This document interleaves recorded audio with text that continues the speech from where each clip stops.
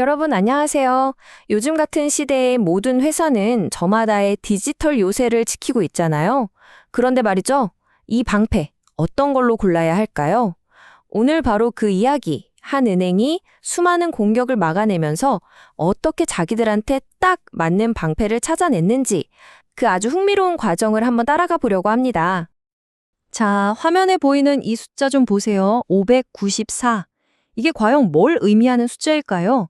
바로요, 한 대형 은행이 딱 1년 만에 외부 보안 점검에서 지적받은 취약점, 그러니까 보안 구멍의 총 개수입니다. 와, 정말 엄청나지 않나요? 594개의 구멍이라니, 이건 말이죠. 우리가 매일 쓰는 그 스마트 뱅킹 앱이 사실상 위험에 그냥 노출되어 있었다. 바로 그 뜻이었어요. 그럼 이 은행, 여기서 그냥 문 얼었을까요? 아니요, 절대 아니죠. 이 위기를 오히려 기회로 삼아서 훨씬 더 강력한 방패를 만들어내거든요. 도대체 어떻게 그게 가능했는지 지금부터 한번 제대로 파헤쳐 보겠습니다. 좋습니다. 그럼 겉보기엔 멀쩡했던 이 디지털 요새에 도대체 어디서부터 금이 가기 시작했던 걸까요?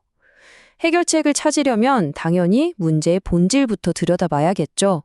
자, 이 그래프가 당시 상황을 아주 적나라하게 보여주는데요.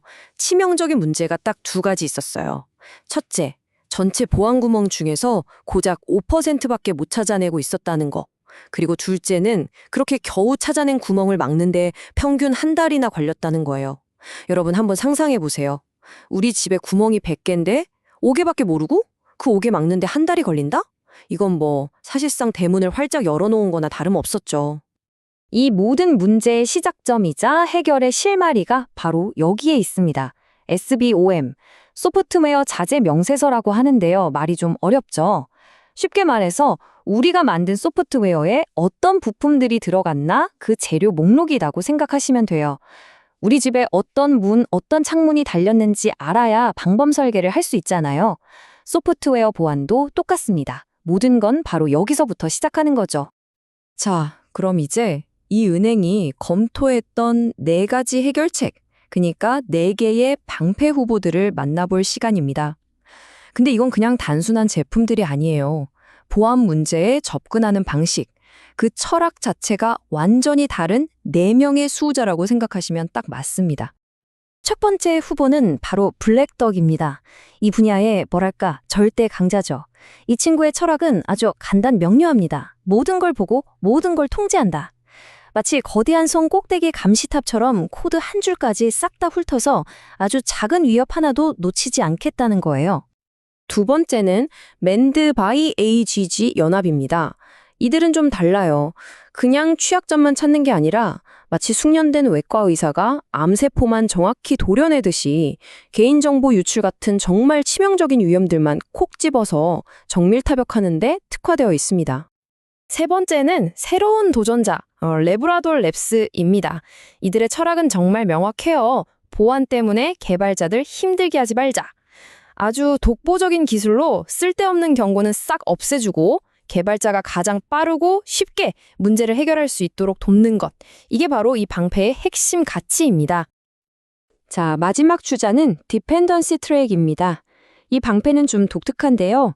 직접 사냥에 나서는 타입이 아니라 다른 도구들이 수집해온 정보, 즉 SBOM을 한 곳에 모아서 분석하고 지휘하는 사령부, 인텔리전스 허브 역할을 합니다. 우리 손으로 모든 걸 직접 통제하고 구축하고 싶은 팀에게는 정말 딱 맞는 선택지죠.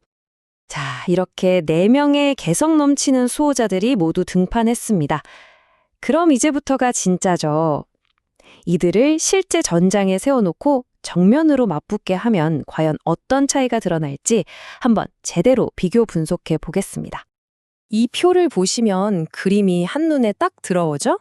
유연한 정보 허브, 대기업을 위한 올인원 패키지, 금융권을 위한 정밀 외과 의사, 그리고 개발자를 위한 똑똑한 조수까지. 각자의 철학이 어떻게 완전히 다른 특징과 타겟 고객을 만들어내는지 그 관계가 정말 명확하게 보이지 않으세요?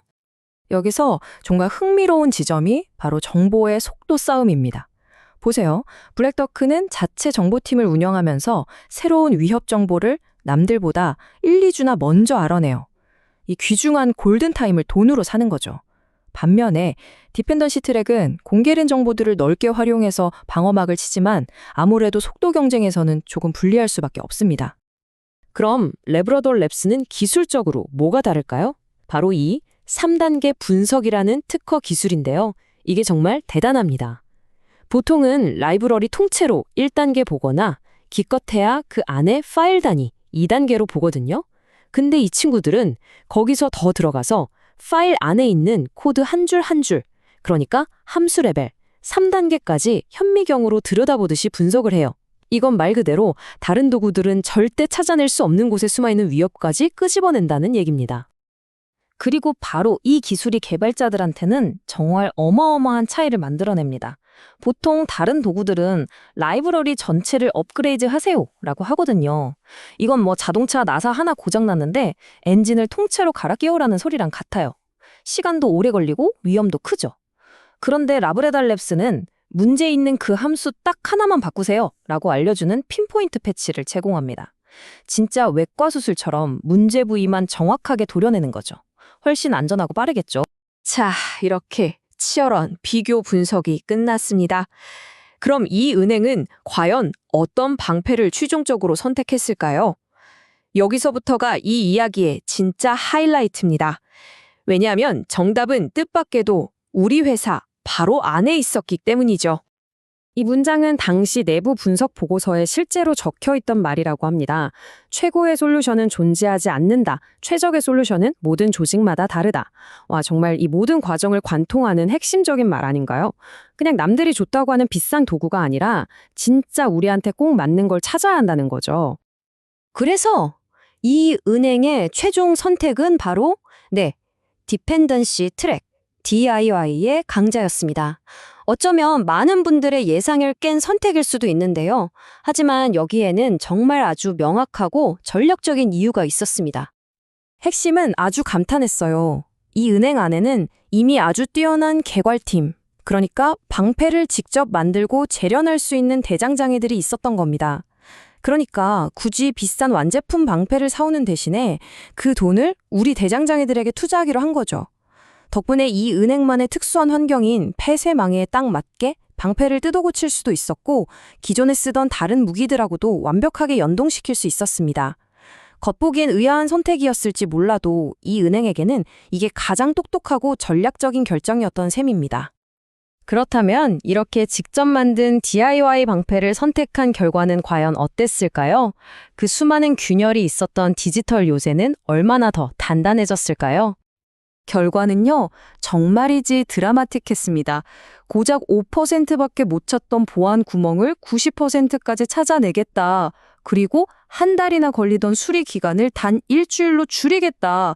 전에는 정말 불가능해 보였던 이 목표가 우리에게 꼭 맞는 도구를 선택하자마자 바로 현실적인 계획으로 바뀐 겁니다. 이건 단순히 보안 점수가 몇 점 올랐다. 이런 차원의 얘기가 아닙니다. 고객들은 이 은행을 더 신뢰하게 됐고요.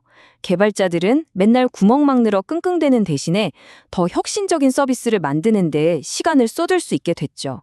결국 보안에 대한 올바른 투자가 회사의 새로운 성장 엔진이 되어준 셈입니다.